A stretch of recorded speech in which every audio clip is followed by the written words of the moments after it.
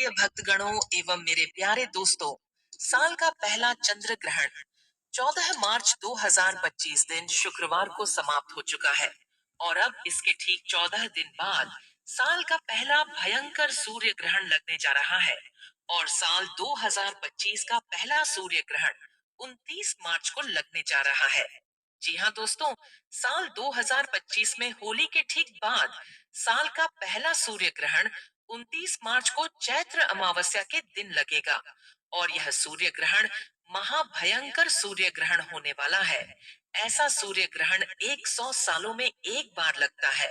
तो सभी सावधान हो जाइए, खासकर गर्भवती महिलाएं इस दिन घर से बिल्कुल भी बाहर ना निकले।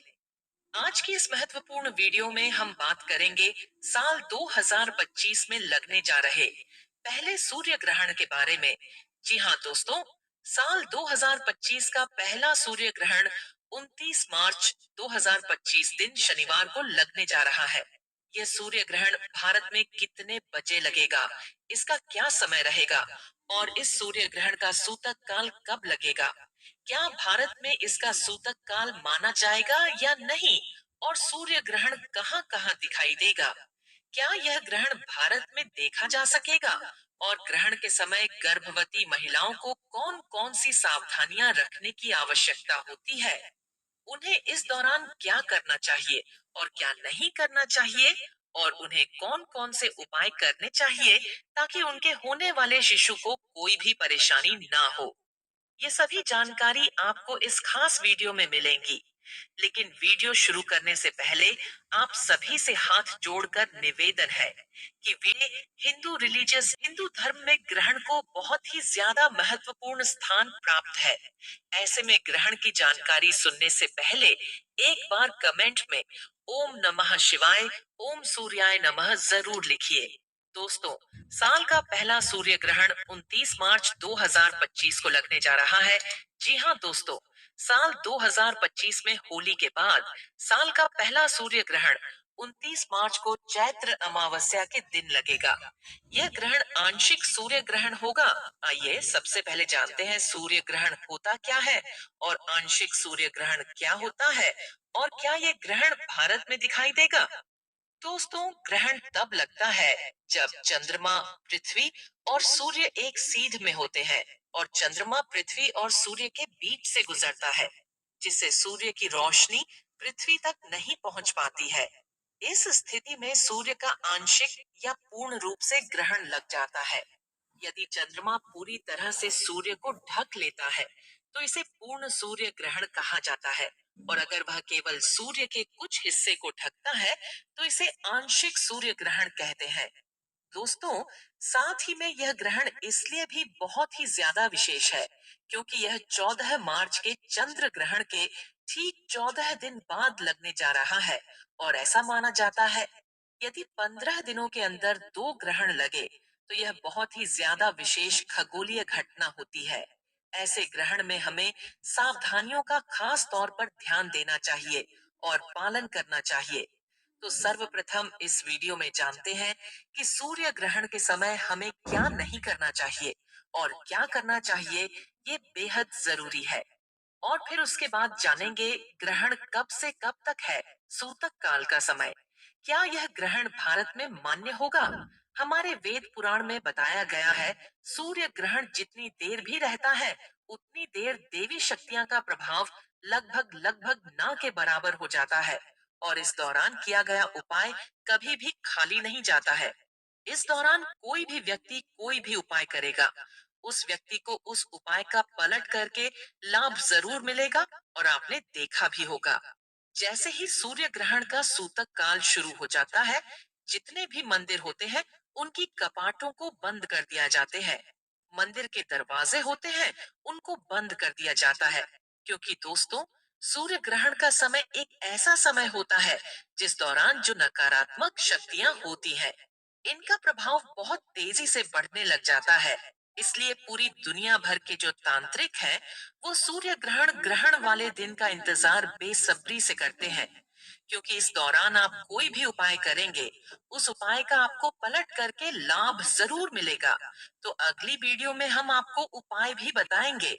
तो पहले जान लेते हैं कि सूर्य ग्रहण के समय क्या क्या सावधानियां रखनी चाहिए। दोस्तों, शास्त्रों के अनुसार ग्रहण के टाइम में कभी भी भोजन नहीं पकाना चाहिए और ना ही भोजन खाना चाहिए। इस दौरान पानी भी नहीं पीना चाहिए।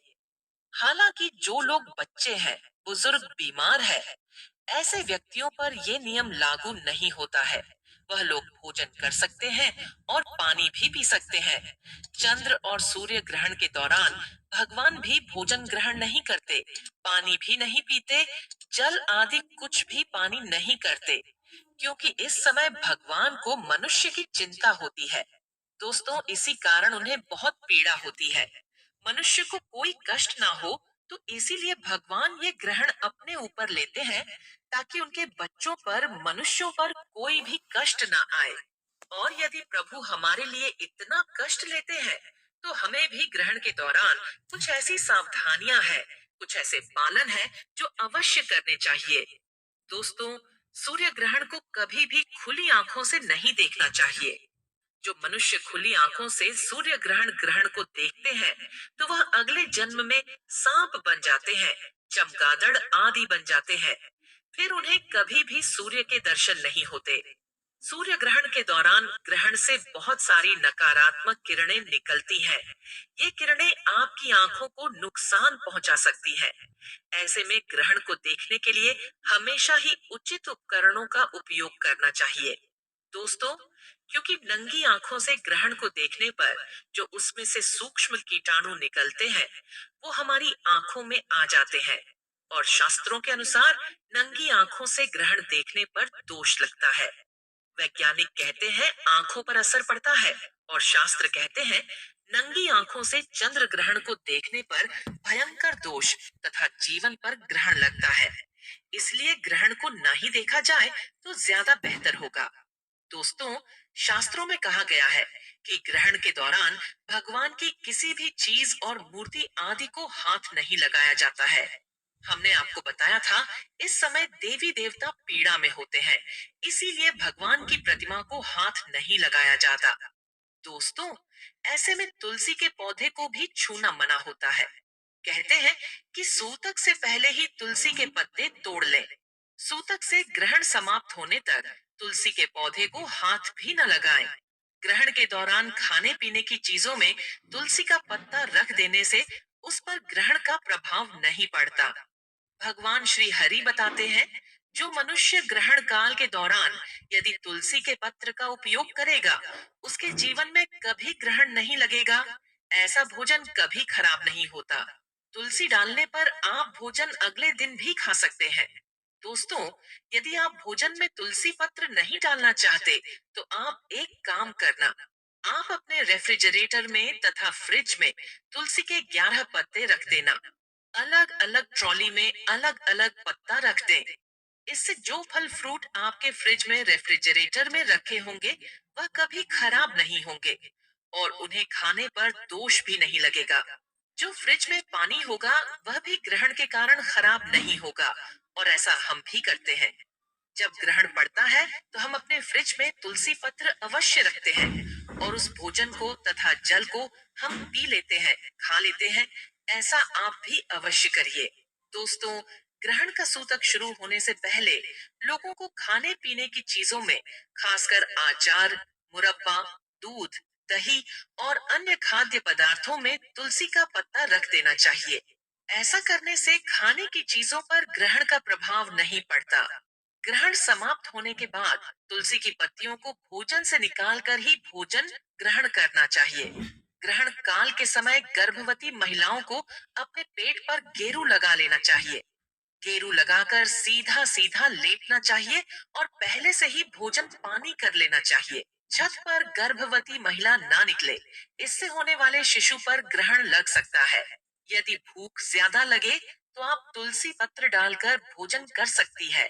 दोस्तों, ग्रहण के टाइम में हमें कभी भी किसी सुनसान जगह पर नहीं जाना चाहिए।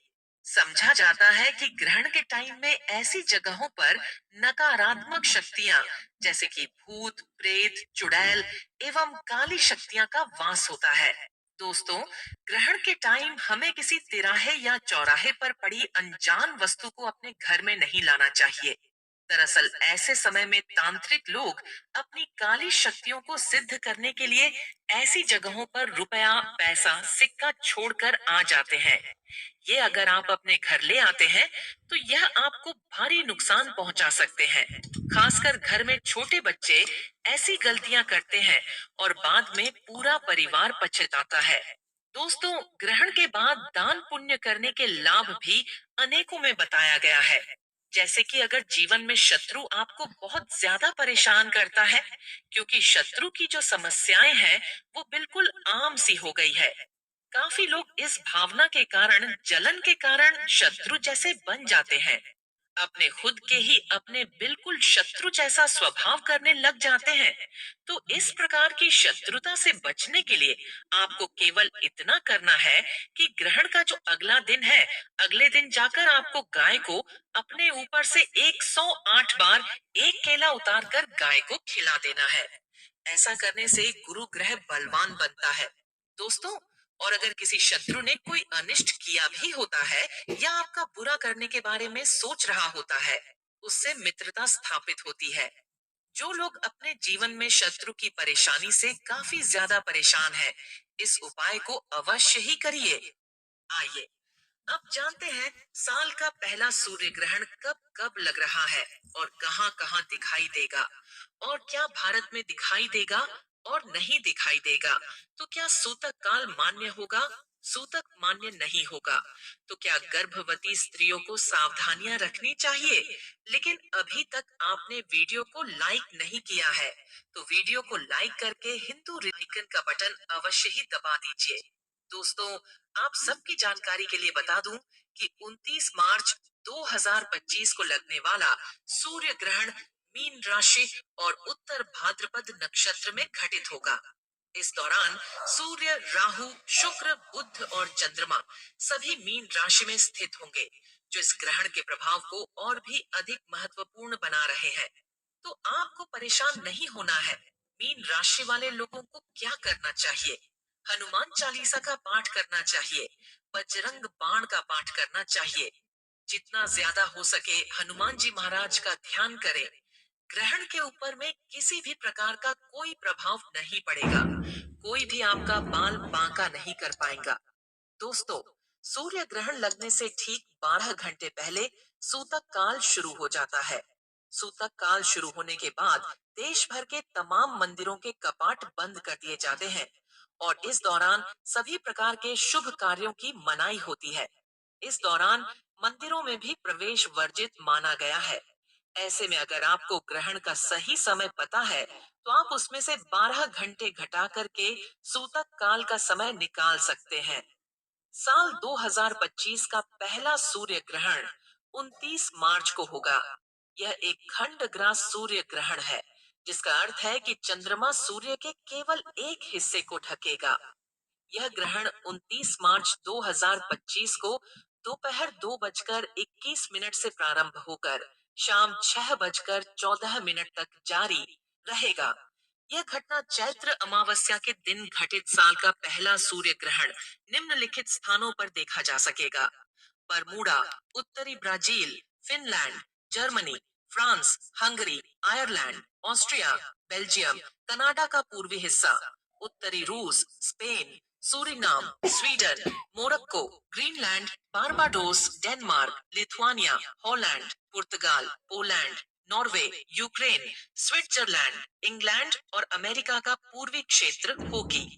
यह ध्यान देने योग्य है, साल का पहला सूर्य ग्रहण ग्रहण भारत में दिखाई नहीं देंगे, इसलिए इनका सूतक काल भी मान्य नहीं होगा। लेकिन क्योंकि सूर्य भगवान तो पूरे ब्रह्मांड में एक एक होते हैं और ग्रहण उन पर ही लगता है और वह कष्ट में होते हैं, इसलिए हमें कुछ सावधानियां तो रखनी ही चाहिए। अब विशेषकर गर्भवती यह ग्रहण का नाम सुनकर थोड़ी डर जाती है। उनके मन में इससे जुड़े कई सवाल आते हैं। क्या नियम पालन करना है शास्त्रों में गया है? कि सूर्य की अनुपस्थिति कई नकारात्मक प्रभावों को जन्म देती है। इसलिए विशेषकर गर्भवती को इस समय कुछ नियमों का पालन करना चाहिए। हालांकि मैं कहना चाहता हूँ, प्रकृति में आंतरिक बदलाव के लिए होता है।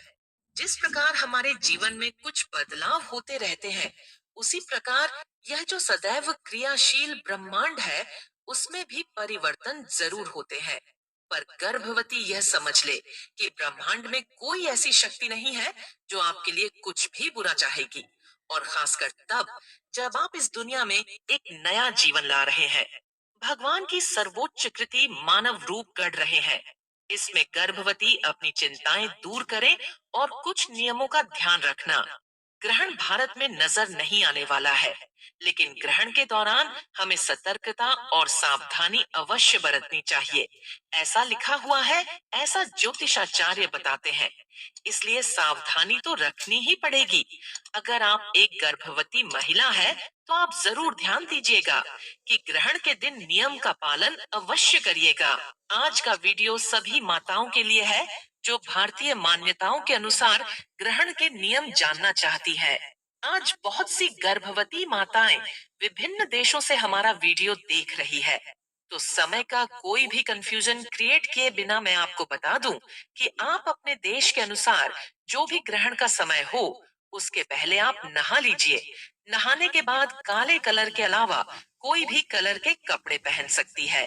अधिकतर जगह ग्रहण के कपड़ों को दान करने का विधान बताया जाता है। इसीलिए आपका विचार करके ही कपड़े पहने, उसके बाद समय आप घर से बाहर ना निकले। कमरे के पर्दे अच्छे से लगा ले ताकि चंद्रमा की रोशनी आपकी कमरे के अंदर प्रवेश ना कर पाए। अगर बहुत जरूरी है, आपको बाहर जाना है, तो तुलसी या चंदन का लेप आप अपने गर्भ पर लगाकर बाहर जा सकती है। सुरक्षा की दृष्टि से एक गिला नारियल अपने पास रखें। गर्भिणी कई बार पूछती है कि टॉयलेट जा सकती है या नहीं, तो हाँ, बिल्कुल जाना चाहिए। प्राकृतिक बेगों को रोकना आपके शरीर और संतान के शरीर के लिए बिल्कुल भी सही नहीं है। मुझे लगता है कभी पूर्व में यह नियम बनाए गए होंगे जब घर में शौचालय नहीं होते थे, पर आज ऐसी कोई भी नियम का पालन करना उचित नहीं है। अगर आपके देश में ग्रहण दिख रहा है, तो अब ग्रहण के समय से पूर्व दूध, दही, फल, सब्जी सभी में दाग या तुलसी के पत्ते डालने आप तुरंत पकाकर कुछ भी खा सकते हैं। ड्राई फ्रूट्स, दूध या दही खा सकते हैं। शुद्ध पानी पी सकते हैं। सुरक्षा के लिए पानी में कुछ तुलसी के पत्ते पहले से डाल लीजिए। देखिए, गर्भावस्था में गर्भिणी को ज्यादा तुलसी खाने के लिए मना किया जाता है। इसलिए पानी से तुलसी के पत्ते हटा हटा कर पानी पीजिए। फिर कई महिलाएं मुझसे सवाल करती हैं कि किस पात्र में पानी को रखें, तो सबसे बेहतर मिट्टी का पात्र बताया जाता है, क्योंकि अन्य धातु में ग्रहण के समय की हानिकारक तत्वों को अपनी ओर खींचती है। इसलिए मिट्टी का पात्र सर्वश्रेष्ठ है। इस समय जितना संभव हो, भगवान का स्मरण करें। अपनी संतान के शुभ भविष्य के लिए प्रार्थना करें। देखिए, ग्रहण के कुछ हानिकारक प्रभाव है, तो इसके कुछ सकारात्मक प्रभाव भी होते हैं। जैसे इस समय की गई प्रार्थना, इस समय किए गए जाप अति शीघ्र फलदायी होते हैं, तो आप इसका जरूर ध्यान रखें। फिर ग्रहण के बाद आप नहाने के लिए सबसे बेहतर समुंदर का पानी बताया जाता है। तो आप घर पर ही अपने नहाने के पानी में नमक डालकर नहा सकती हैं, जिससे ग्रहण की सभी हानिकारक प्रभाव आपसे दूर रहेंगे। गीला नारियल जो अपने पास रखा था, उसे आसपास कोई तालाब, सरोवर, नदी में नहाने के लिए भेज दें। साथ ही आपको ग्रहण पूर्ण होने पर कोई चांदी की वस्तु या सफेद वस्तुओं का दान भी अवश्य करना चाहिए। यही कुछ ग्रहण की जरूरी नियम बताए जाते हैं जो सुरक्षा की दृष्टि से घर भी नहीं अपना सकती है। वैसे अगर आप ना भी अपनाएं, तो भी आप चिंतित ना हो, क्योंकि ब्रह्मांड में कोई ऐसी शक्ति नहीं है जो आपका बुरा चाहती है। ऊपर बताए गए नियमों को अपनाने से सिर्फ उसका सकारात्मक लाभ ही मिलता है। भारत में ग्रहण और सूतक से जुड़े नियम मान्य नहीं होंगे, तो भारतीय महिलाएं निश्चिंत रह सकती हैं, लेकिन सावधानी जरूर बरतनी है। ज्यादा से ज्यादा सुरक्षा की दृष्टि से उस दिन ज्यादा बाहर ना जाए और जितना हो सके ग्रहण के समय अपने इष्ट देवी देवता के मंत्रों का उच्चारण करिए। ऊपर बताए गए देशों में ग्रहण के नियम मान्य होंगे। जानकारी पसंद आई हो तो वीडियो को लाइक करके जन जन तक शेयर अवश्य करिए, जिससे सभी लोग लाभान्वित हो सकें। नमस्कार। जय श्री राम।